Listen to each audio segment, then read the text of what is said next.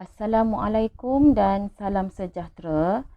Hari ini kita akan meneruskan sesi pembelajaran kita, iaitu menulis karangan respon terbuka.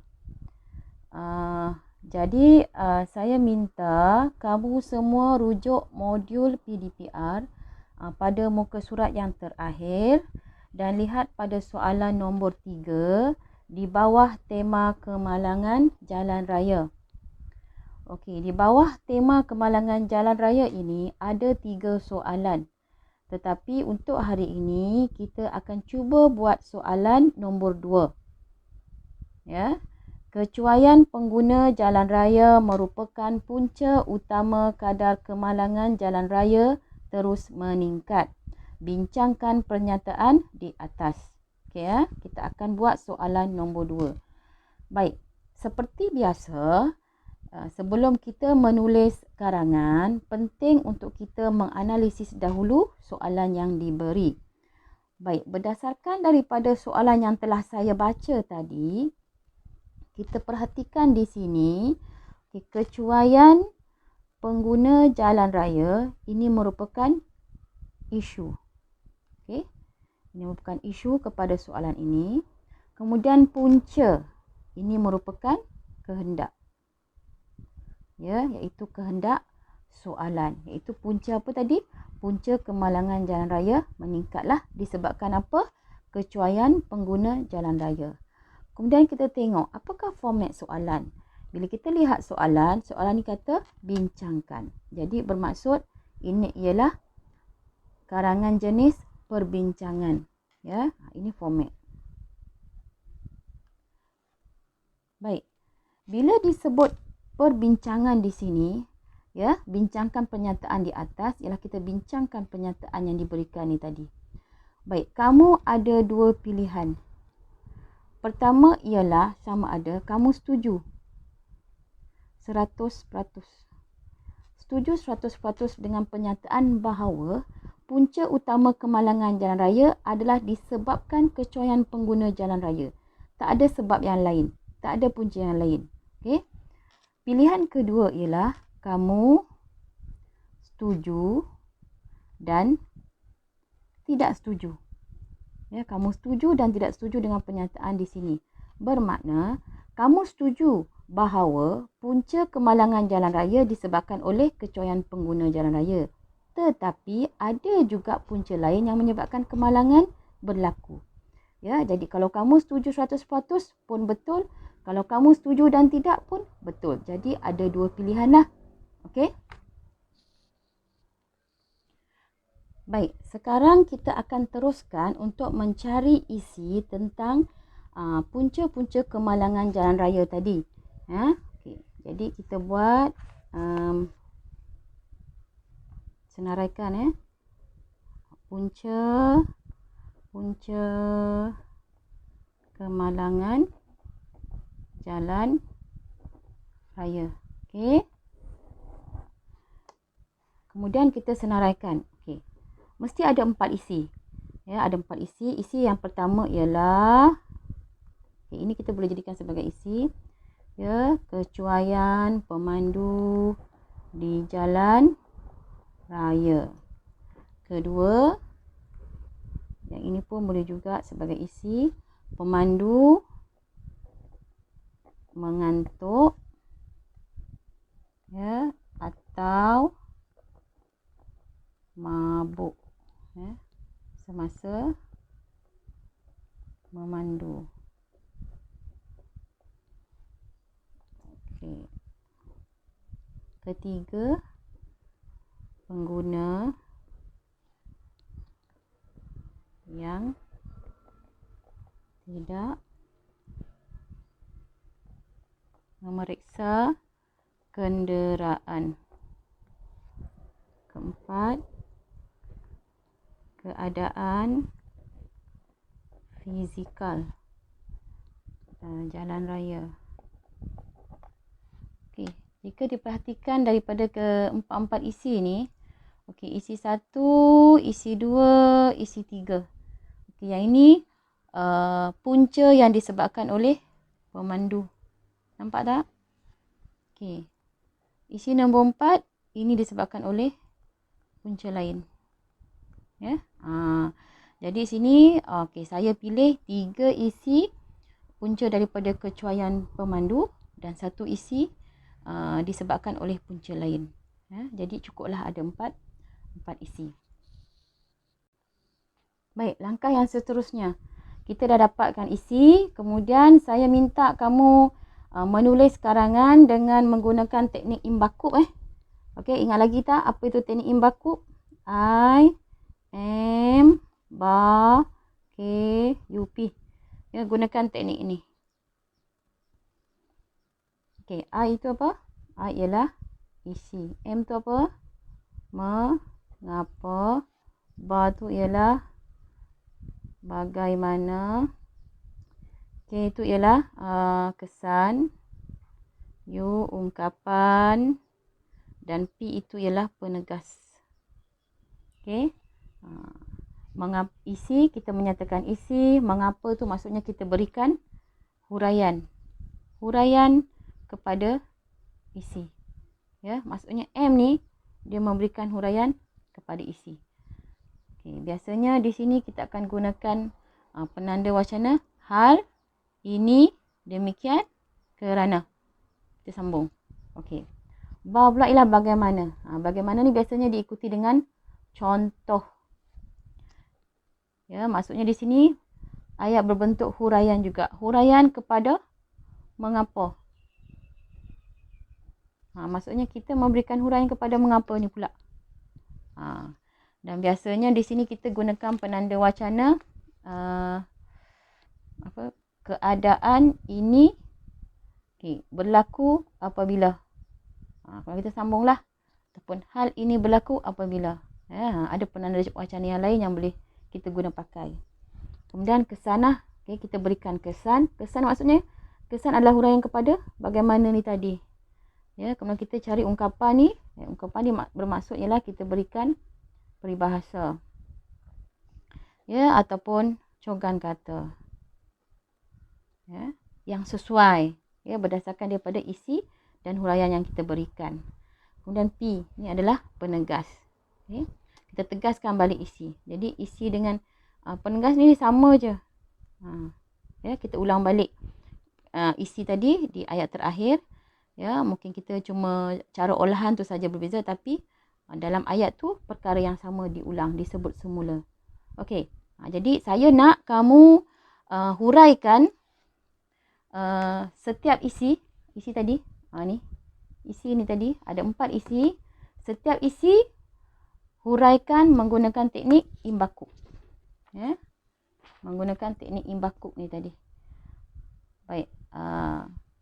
Jadi langkah seterusnya ialah kita akan cuba huraikan. Kita akan cuba kembangkan setiap isi kita tadi, ya, setiap isi ni tadi dengan menggunakan teknik imbakub. Baik, kita cuba kembangkan isi yang pertama. Ya, isi pertama punca-punca kemalangan jalan raya tadi ialah kecuaian pemandu di jalan raya. Okey, kita tulis menggunakan I. Nanti saya nak kamu buat rangka karangan kamu menggunakan imbakub, nyatakan I, M, bar, K, U, P. Okey.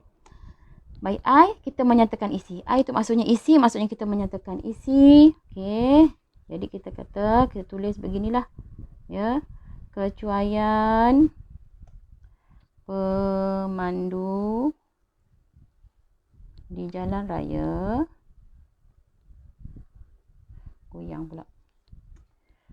Menjadi punca utama kemalangan.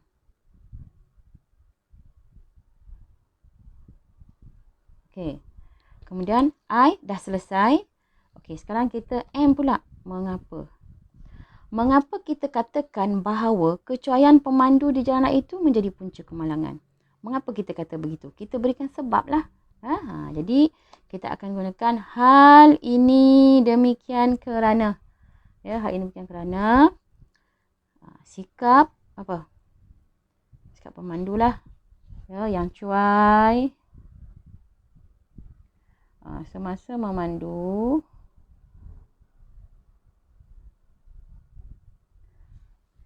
dan tidak berhati-hati serta memandu apa? Sesuka hati. Memandu sesuka hati akan menyebabkan kemalangan.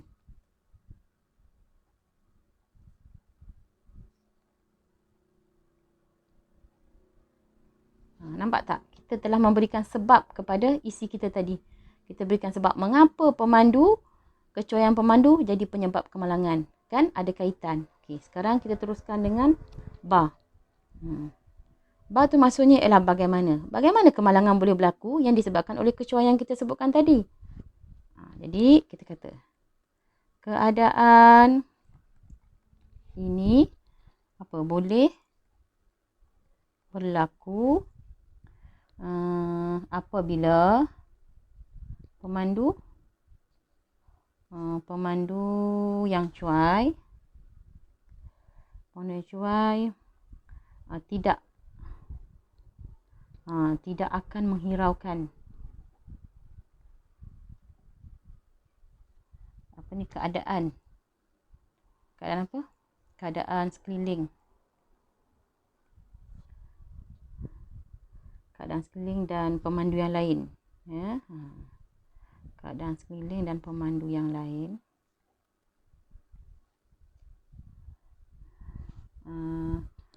Hingga sanggup apa? Melanggar peraturan. Peraturan yang ditetapkan. Okey? Nampak di sini. Bagaimana kemalangan itu berlaku dari sifat kecuaian tu tadi? Kita dah jelaskan di sini. Okey, ba ni dia mesti diikuti contoh. Okey, kita kena tambah contoh lah. Contoh. Okey, berikan contoh. Bagaimana contoh? Apakah contoh yang menunjukkan keadaan yang cuai tu tadi? Sanggup melanggar peraturan tu tadi. Kita berikan contoh. Okey? Okey, jadi kita berikan contoh. Okey, jadi sebagai contoh, kemalangan boleh berlaku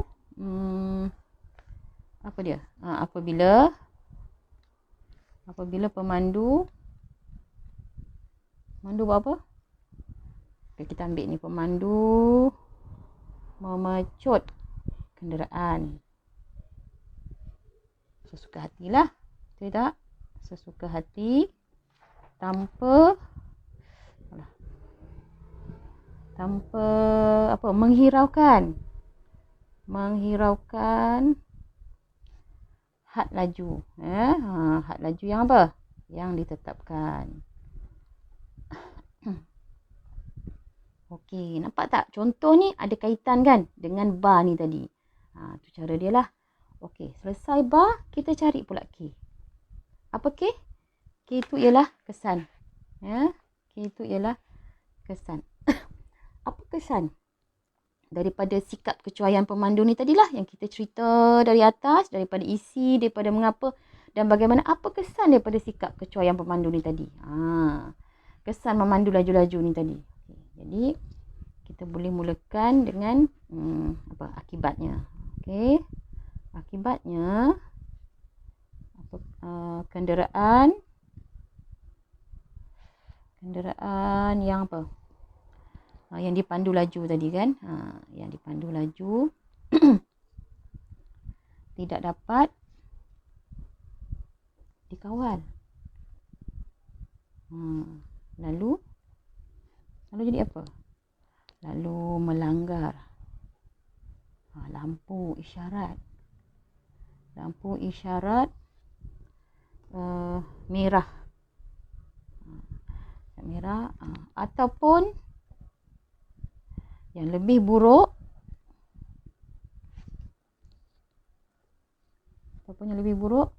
akan apa? Merempuh, tidak? Merempuh kenderaan yang lain.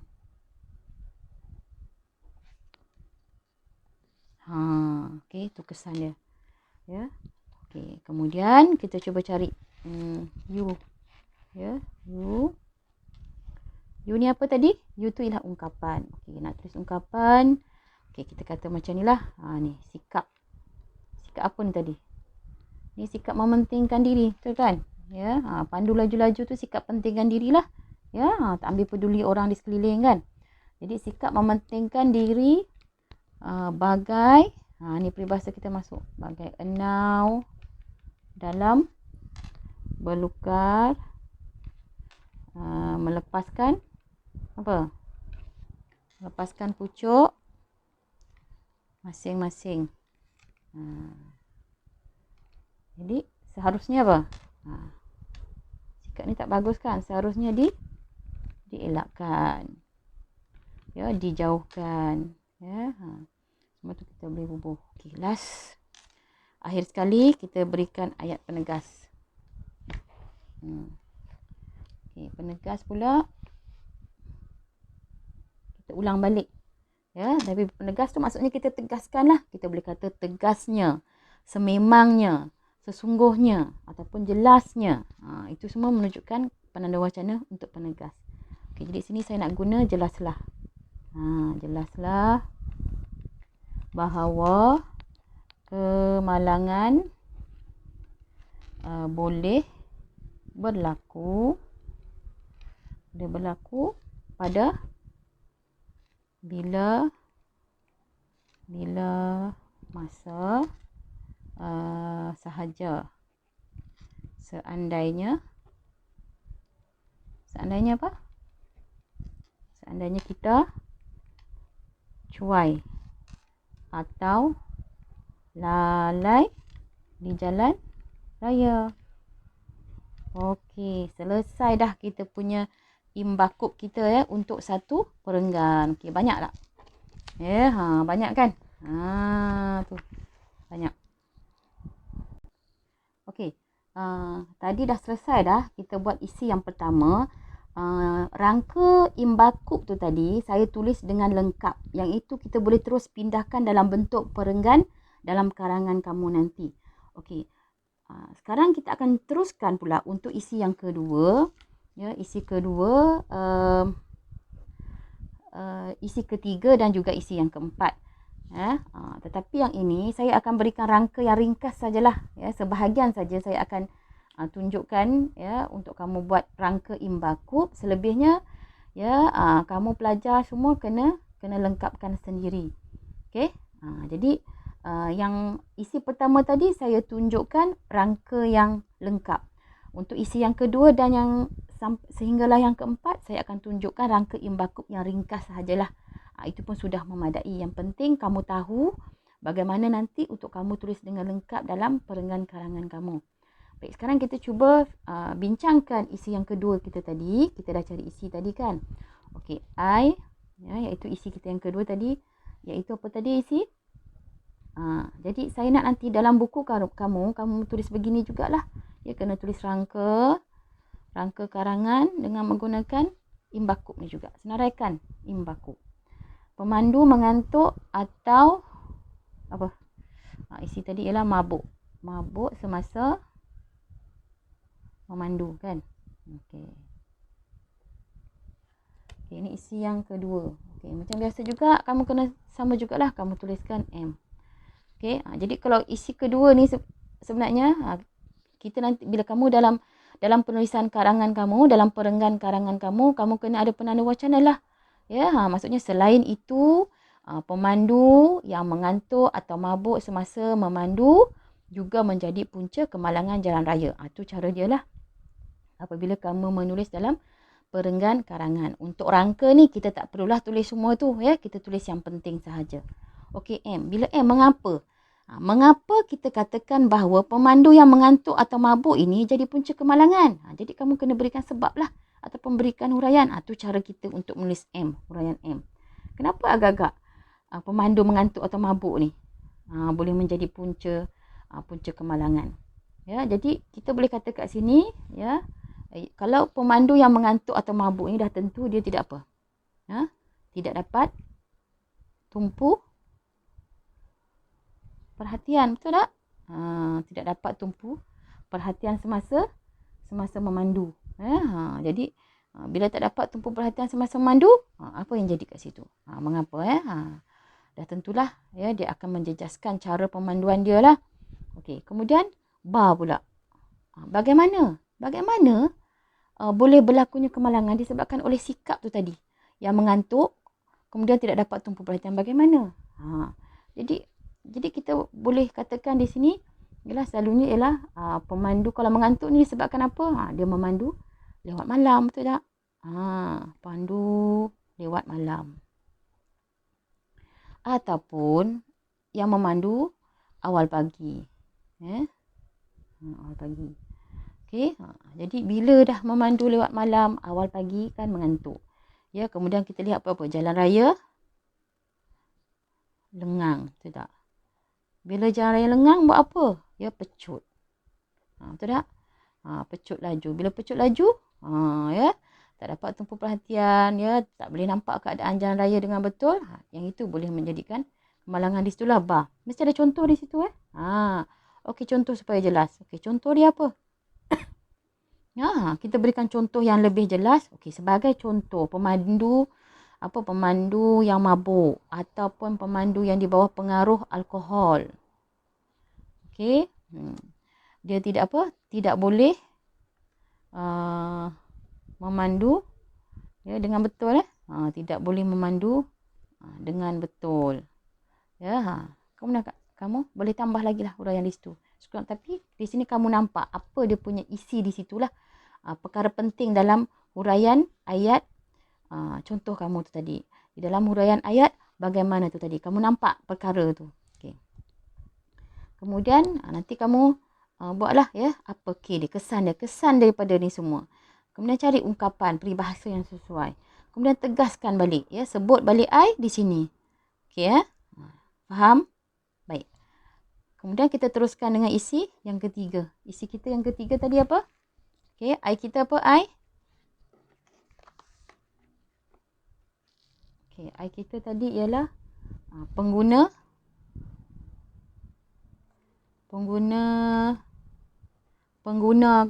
jalan raya lah. Pengguna boleh, nak guna pemandu pun boleh. Sama maksud dia. Tidak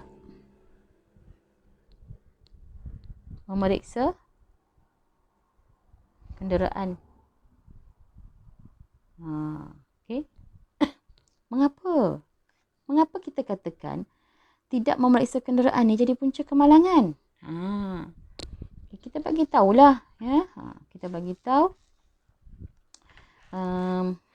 nak bagi tahu apa?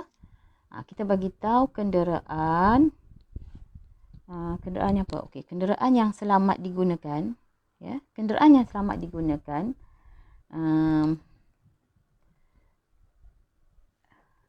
akan apa? Akan dilakukan pemeriksaan berkala. Betul tak? Ya, pemeriksaan berkala. Ya. Jadi bila kita lakukan pemeriksaan ya berkala ni maksudnya berjadual lah ya. Selang 3 bulan ya, 3 bulan berikutnya, maka kita akan dapat tahu. Ya, tahu apa? Ya, tahu tahap kebolehan keselamatan kenderaan kita tu tadi. Tu kita dah jelaskan tu. Okey. Jadi bagaimana kalau kenderaan yang tidak diperiksa itu boleh menyebabkan kemalangan? Ya. Okey, kita katakan kata apa? Okey, kenderaan yang rosak lah kan. Bila dah tak periksa kenderaan, dah tentu dia akan rosak. Kenderaan yang rosak ataupun tidak berfungsi ya, tidak berfungsi dengan baik. Ya, tidak berfungsi dengan baik akan jadi apa? Akan menyebabkan kemalangan ya, tanpa disangka-sangka lah. Ya, ataupun tiba-tiba. Kan? Contoh, kena bagi contoh supaya jelas lagi. Kamu beri contoh lah, kita bagi contoh kenderaan rosak tu. Apa yang rosak? Okey, kita kata brake rosak. Okey, sebagai contoh, brake kenderaan yang rosak akan menyebabkan apa? Kenderaan ya terbabas lah. Ya, bila brake tidak dapat berfungsi, akan menyebabkan terbabas. Terbabas kemudian boleh menunjukkan masuk gaung ke, ataupun rempuh kenderaan ke, ya, rempuh kenderaan ke, ya, ataupun langgar pokok ke, itulah, nampak tak situ, jelas kan, ada kaitan. Okey, jadi apa kesannya di situ? Kamu ceritakanlah, ya, kesan daripada ni yang telah kita huraikan. Mati ke, ya, kereta meletup ke, ya, dan sebagainya lah. Okey, ungkapan, cari, penegas pula, ulang balik, ya, sebut balik ayat I tadi. Okey. Okey, kita teruskan pula isi yang terakhir, isi yang keempat, iaitu I dia ialah keadaan apa? Keadaan fizikal jalan raya. Okey, bagaimana keadaan fizikal jalan raya itu boleh menyebabkan kemalangan? Okey, kita kata mengapa? Mengapa keadaan fizikal? Keadaan fizikal jalan raya. Okey, kita boleh katakan apa? Hal ini demikian berlaku kerana jalan raya yang apa? Sempit. Lagi? Bengkang-bengkok. Lagi apa? Berlubang-lubang. Lagi apa? Banyak tidak rata. Nak buah apa lagi? Licin. Macam-macam boleh kita buah. Ya. Ni semua akan apa? Akan menyebabkan kemalangan. Ya, akan menyebabkan kemalangan. Okay. Bagaimana? Bagaimana jalan raya yang sempit, bengkak-bengkok dan semua tu boleh menyebabkan kemalangan? Jelaskanlah. Kita kena jelaskan lebih lanjut. Okay, kita boleh katakan pemandu yang kurang cekap. Pemandu yang kurang cekap ataupun yang kurang sabar. Kurang sabar memandu, dia akan merasa apa? Merasa tertekan. Akan merasa tertekan bila melalui jalan raya yang sedemikian lah. Jalan raya yang sedemikian keadaan tadi, dia akan rasa tertekan. Ya. Jadi bila rasa tertekan, apa dia buat? Bila perasaan tertekan itu akan menyebabkan berlakunya kemalangan nantilah. Okey, kamu berikan contoh. Sebagai contoh. Okay. Kita ambil contoh, pemandu yang tidak sabar. Ya, contoh. Sebagai contoh, pemandu yang tidak sabar, dia akan buat apa? Dia akan memandu dengan cara yang berbahaya. Betul tak? Dengan cara berbahaya, ya, apabila melalui apa? Melalui jalan raya yang sempit. Jalan raya yang sempit, ya, ataupun bengkang-bengkok dan sebagainya lah. Kemudian macam biasalah, seterusnya kamu berikan kesan daripada yang telah kita jelaskan ni. Kemudian ungkapan dan penegas. Selesailah di situ keempat-empat isi kita. Baik. Tadi dah selesai dah kita bincangkan rangka karangan Im Bakub. Jadi sekarang tugasan kamu ialah ni tugasan pertama, sediakan rangka karangan mengikut teknik Im Bakub. Jadi ada 4 isi tadi kan kita dah bincang. Saya nak kamu buat rangka tu tadi. Selesai rangka, barulah kita teruskan dengan proses menulis karangan yang lengkap. Ya, tulis karangan lengkap berdasarkan rangka Im Bakub tadi. Ya, jadi kesemuanya ada 6 perenggan lah. Ya, kenapa ada 6? Okey. Kita kena tulis pendahuluan. Apabila menulis karangan mesti ada pendahuluan, mesti ada isi, mesti ada penutup. Jadi pendahuluan 1 perenggan, isi ada 4 isi, jadi ada 4 perenggan, penutup ada 1 perenggan, kesemuanya ada 6 perenggan lah. Okey. Jadi saya harap pelajar sekalian boleh faham dengan penerangan cikgu. Ya. Selamat menulis. Bye. Assalamualaikum.